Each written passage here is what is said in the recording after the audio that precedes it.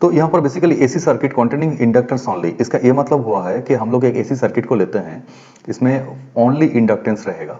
Okay, only purely inductance, मतलब इसके अंदर में कोई रेजिस्टेंस नहीं है। तो इसके साथ एक एसी सर्किट को, मतलब एसी वोल्टेज को हम लोग यहाँ पर अटैच कर देते हैं। ओके, ये अटैच कर दिया। थोड़ा मेरे को मतलब ड्राइंग में थोड़ा सा प्रॉब्लम है, जो भी है। तो यहाँ पर इंडक्टर हो गया एल, एंड यहाँ पर एसी हम लोग अप्लाई किए V equal to V M sine omega T. Okay, तो हम लोग जानते हैं कि एसी सर्किट में जो applied alternative voltage equal to back EMF होता है। ओके, तो हम लोग लिख लेते हैं अप्लाइड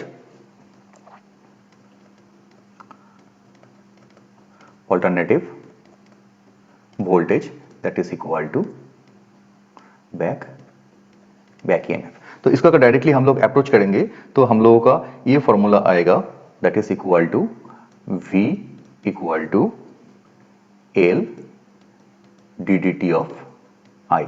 ओके, तो यहां से हमको करंट को निकालना है।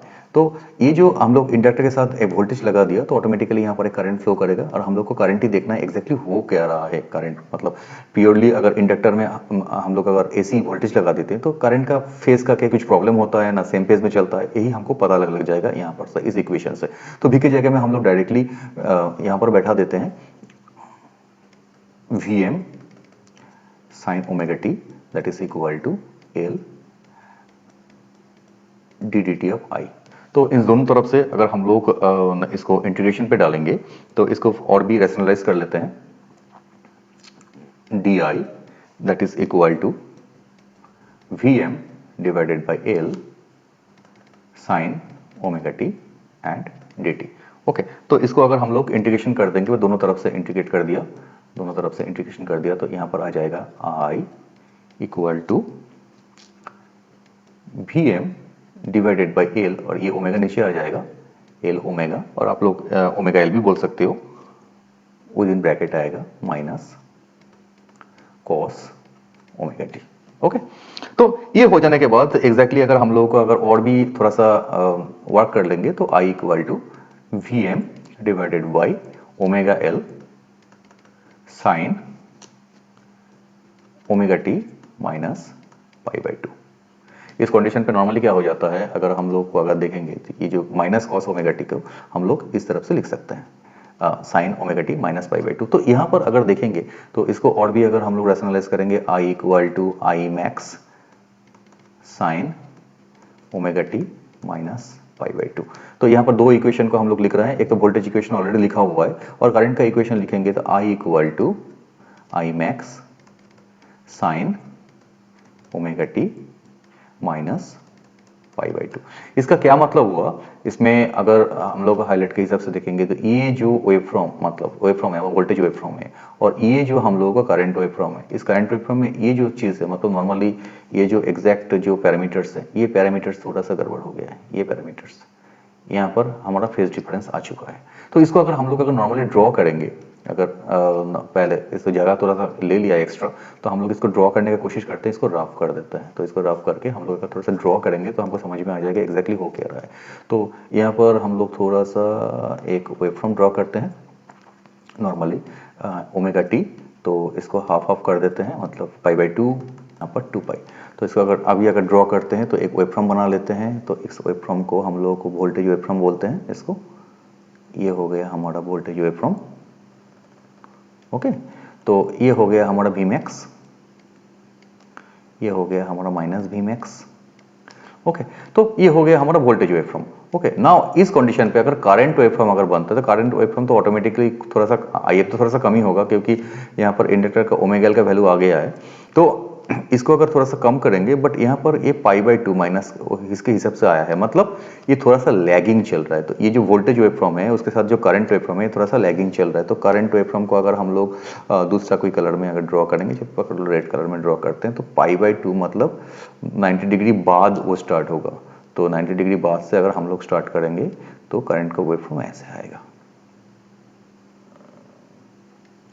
इसको अगर पीछे भी कर सकते हैं क्योंकि ये तो कंटिन्यूअस है ना, तो पीछे कर देते हैं। तो यहाँ पर ये हो गया हमारा आई मैक्स, और यहाँ पर ये आएगा हमारा माइनस आई मैक्स।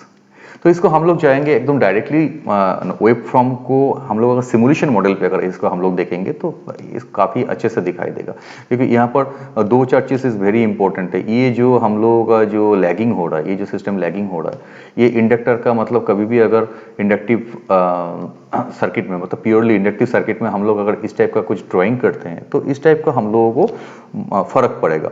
मतलब हमारा जो वोल्टेज वेवफॉर्म है और जो करंट वेवफॉर्म है, इस वेवफॉर्म थोड़ा सा करंट वेवफॉर्म वोल्टेज वेवफॉर्म से लैगिंग करेगा। कितना लैगिंग करेगा? ये लैगिंग करेगा 90 डिग्री। तो हम लोग आ गए हैं सिमुलेशन डायग्राम पे, तो यहाँ पर थोड़ा सा ड्राइंग करना पड़ेगा हम लोगों को। फर्स्ट हम लोग ड्राइंग करते हैं।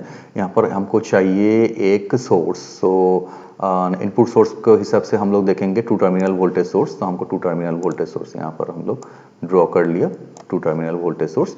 और 2 टर्मिनल वोल्टेज सोर्स को फर्स्ट हमको इसको पैरामीटर चेंज कर लेते हैं। पैरामीटर को हम लोग यहाँ पर डाल देते हैं 230 वोल्ट हमारा घर का वोल्टेज के हिसाब से, और 50 हर्ट्ज डाल देते हैं हमारा फ्रीक्वेंसी के हिसाब से। तो ओके कर देते हैं और अप्लाई कर देते हैं। तो ये हो गया है। अभी इसमें और भी एक डालना है कि यहाँ पर हमको एक पैसिव कंपोनेंट, एक इंडक्टर डालना है।